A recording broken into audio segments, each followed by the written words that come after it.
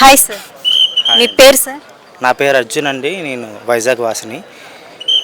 Sir, ఈ కూటమి గెలిచింది కదా, ఈ బాబు గారి పరిపాలన ఈ 5 ఇయర్స్ ఎలా ఉండబోతుంది అనుకుంటున్నారు? ఖచ్చితంగా 2014-19 కన్నా సరికొత్త పరిపాలన ఉండబోతుంది. ఏదైతే అమరావతి రాజధాని అప్పుడు పూనుకుందో ఇప్పుడు ఫాస్ట్ ఫేజ్గా అది రూపాంతరం చెందబోతుంది. ఆంధ్రప్రదేశ్ రాజధాని అమరావతిగా ఈ భారతదేశానికే చాటి చెప్పేలా ఈ యొక్క నగర నిర్మాణం జరుగుతుంది. అలాగే ఆంధ్రప్రదేశ్ ఏదైతే అగ్రగామిగా ఉన్న మన ఆంధ్రప్రదేశ్ని మళ్ళీ నెంబర్ 1గా తీర్చిదిద్దే బాధ్యత ఈ కూటమి ఏదైతే చంద్రబాబు నాయుడు గారు, పవన్ కళ్యాణ్ గారు, బీజేపీ వారు, నరేంద్ర మోడీ గారు కలిసి ఏదైతే ఎంత ఘన విజయం సాధించారో ఈ ఘన విజయానికి నాందే మన ఆంధ్రప్రదేశ్ తాలూకా అభివృద్ధి అని నేను ఈ సభముఖంగా తెలియజేస్తున్నాను. సార్, లోకేష్ గారి గురించి మీ అభిప్రాయం సార్? లోకేష్ గారు వరల్డ్ బ్యాంక్లో పనిచేశారు. అతని గురించి మనం స్పెషల్గా చెప్పుకోని అవసరం లేదు. వివిధ శాఖల్లో అతను పనిచేశారు. వరల్డ్ బ్యాంక్లో గ్రామీణ తాలూకా కూడా అతను వర్క్ చేసి ఒక మన్నలు పొందారు. అలాంటి లోకేష్ గారి గురించి మనం గొప్పలుగా మనం చెప్పవసరం లేదు. అతనికి స్వతహాగా అతను ఎదిగిన వ్యక్తి. రాజకీయాల్లో కూడా ఆ నాన్నగారు పదవును పెట్టకుండా అతను స్వతంత్రంగా మినిస్టర్లో ఎన్నో ప్రశంసలు అందుకున్నారు.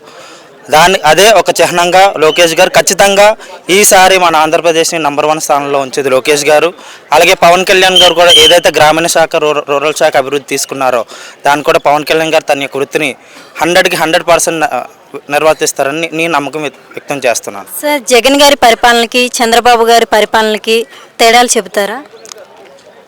చంద్రబాబు నాయుడు గారి పరిపాలన అంటే అభివృద్ధి, సంక్షేమం రెండు బ్యాలెన్స్ చేసే విధంగా, ప్రజలకి ఒక బాట చూపే విధంగా చంద్రబాబు నాయుడు గారు కానీ, పవన్ కళ్యాణ్ గారు కానీ అభివృద్ధి ఉంటుంది.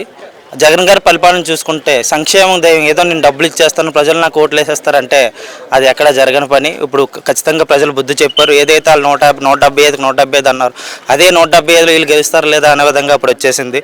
సంక్షేమం ఇవ్వచ్చు, అది సమతూకంగా నువ్వు ఒక క్యాపిటల్ ఎక్స్పెండిచర్ పెట్టి నీ దగ్గర ఉన్న డబ్బుని ఒక క్యాపిటల్ ఎక్స్పెండిచర్గా పెట్టి దాన్ని ఆదాయం వచ్చిందని నువ్వు సంక్షేమం చేయాలి. కానీ అక్కడ వైజాగ్లో ఆస్తులు తాకట్టు పెట్టేస్తానని చెప్పేసి, ఇక్కడ అమరావతిలో ఈ రాజధాని భూములను నాశనం చేసేస్తానని చెప్పేసి, ఎక్కడెక్కడన్నా అప్పులు తెచ్చేసి ఇలాగా ఫైనాన్షియల్ డెఫిసిట్ తెచ్చి పరిపాలన చేస్తానంటే ఇక్కడ ప్రజలు ఎవరు ఒప్పుకునే విధంగా లేరు.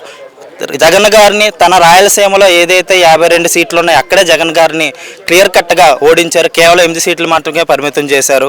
మిగిలినవి అరకొర 3 వేరే దిక్కులు వచ్చాయి. 11 సీట్లకి పరిమితం అయ్యారు.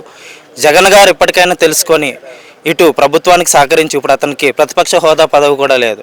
సో ఖచ్చితంగా జగన్ గారు తను ఆత్మ పరిశీలన చేసుకొని ఏదైతే 5 సంవత్సరాల్లో తను అన్యాయమైన పరిపాలన చేశారో, దళితుల్ని, బీసీ, ఎస్టీలని అనగదొక్కే విధంగా పరిపాలన చేశారో తను ఆత్మ పరిశీలన చేసుకొని ఇప్పుడు ఏదైతే ఈ కూటమి గెలిచిందో దానికి సహకరించి ఆంధ్రప్రదేశ్ అభివృద్ధికి తోడ్పడాలని నేను కోరుకుంటున్నానండి. Thank you sir. Thank you.